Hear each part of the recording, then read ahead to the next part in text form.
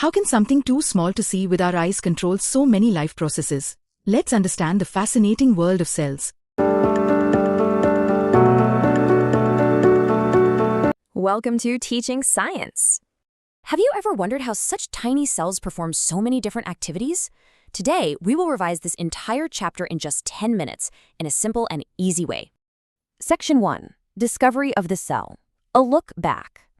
All right, let's start right at the core. What actually is a cell? By definition, it's the fundamental unit of structure and function in all living organisms. Think about it like biological building blocks. Even when cells group together to form incredibly complex things like tissues, organs, or your whole body, that single microscopic cell always remains the basic, fundamental unit of life. So how did we even find out about them? Let's take a quick trip back to the year 1665. Picture this. A scientist named Robert Hooke is looking at a super thin slice of cork, and he's using a light microscope that he actually designed himself. It wasn't like the powerful ones we have today, but it still magnified things about 200 to 300 times. When he peeked through, he didn't just see a solid mass. He saw these tiny, empty, box-like compartments. Because they looked a lot like little rooms to him, he named them cells.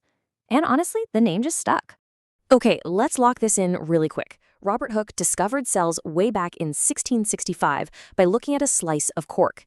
He used a self-designed light microscope, and remember, the word cell just perfectly describes those small, box-like compartments he saw. Got it? Awesome. Let's move right along. Section 2. How to study cells, microscopes, and vision. Now, you might be wondering, why can't we just look at our hands and see these cells? Well, it all comes down to something called the limit of resolution. Basically, this is the ability of our human eye to see two closely placed objects as completely separate and distinct. For us, that limit is about 0.1 millimeters. If two tiny dots are closer together than that, our naked eyes just kind of blur them into a single point. It's crazy, right? Since most cells are way, way smaller than 0.1 millimeters, we absolutely need some serious tech to study them. And that tech comes in two main flavors. First up, we have light microscopes. These are the ones you've probably used in your school science labs, and they use regular glass lenses to magnify things. But for the heavy lifting, scientists use highly powerful electron microscopes. Instead of light, these bad boys shoot beams of electrons to create super magnified images. We're talking mind-blowing clarity down to the nanometer scale. To put that into perspective, take a look at this. This is an actual NCERT image showing the lower surface of a colocasia leaf. See those incredibly distinct, detailed structures? Those are stomata, captured at the nanometer scale by a scanning electron microscope. There is literally no way you could ever see this level of fine detail with just your unaided eyes. Time for another quick check. Just remember, the human eye's limit of resolution is 0.1 millimeters. Light microscopes use lenses to magnify, while those super powerful electron microscopes use electron beams. And it's those microscopes that let us see structures at the ultra-tiny nanometer scale. Section 3. Types of cells, prokaryotes versus eukaryotes. All right, let's dive into cell types. Broadly speaking, we divide cells into two main categories, prokaryotic and eukaryotic. Now, here's a little memory trick for you. Look at the Greek root words. Pro means primitive, and karyon means nucleus. So put them together, and prokaryotic just means a primitive nucleus. On the flip side, eu means true, so eukaryotic simply means a true nucleus. See? Knowing the roots makes memorizing this an absolute breeze. Let's walk through this extremely important NCERT comparison table. First up, the nucleus.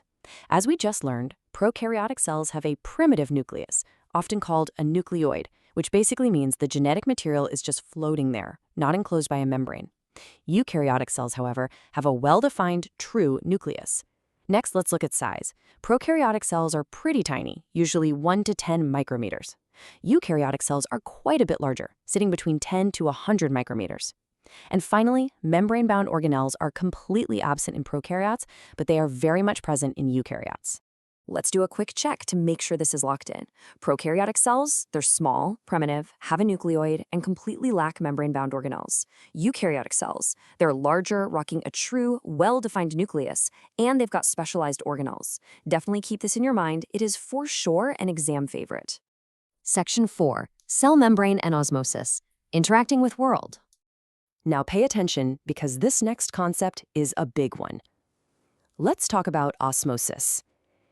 The exact NCRT definition is that osmosis is the movement of water through a selectively permeable membrane from an area of higher water concentration to an area of lower water concentration. Now that term right there, selectively permeable membrane, is absolutely crucial.